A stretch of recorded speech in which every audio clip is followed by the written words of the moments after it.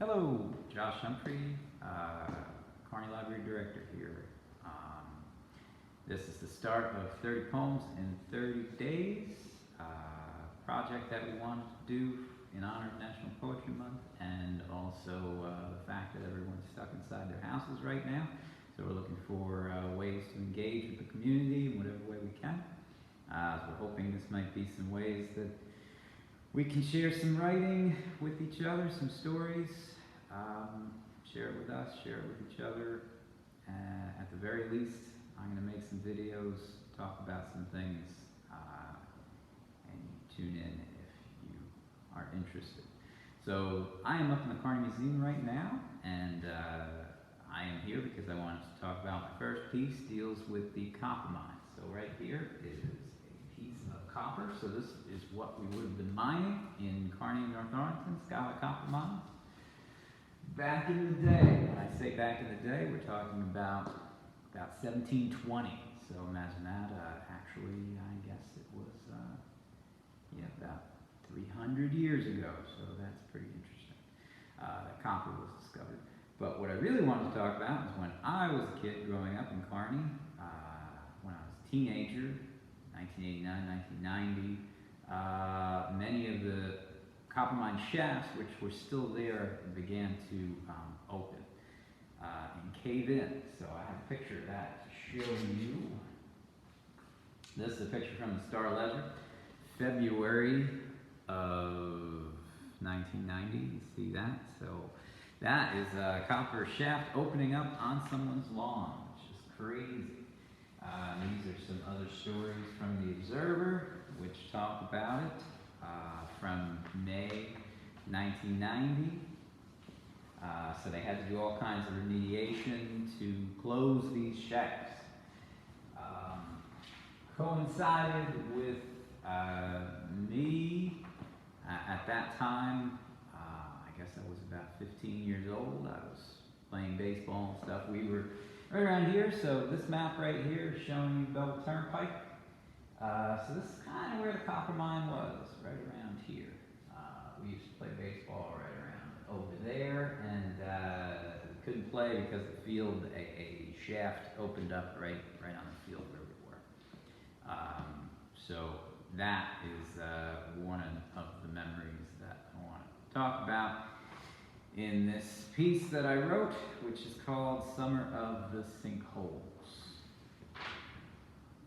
This also coincided with summer that my father got a job offer in Texas, and we thought about moving to Texas for a little while. But my mother was adamant in staying in Kearney, thankfully. So this is called Summer of the Sinkholes. This was the summer that my father wanted us to move to Texas, until my mother told him where she would live the rest of her life. That old green house, just 2 turns from where her own parents were percolating coffee at all hours.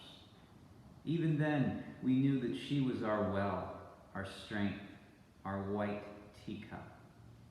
Still, we loved to listen to him talk about planes and flight times, breathless engines. This was the summer we played baseball without skill. Our grandfathers shook their heads at our tennis balls, the aluminum bats and sunscreen. Still, we played every day until the sinkholes opened on the fields. The old copper mine under our town, awake and opening all its eyes like the past forgotten.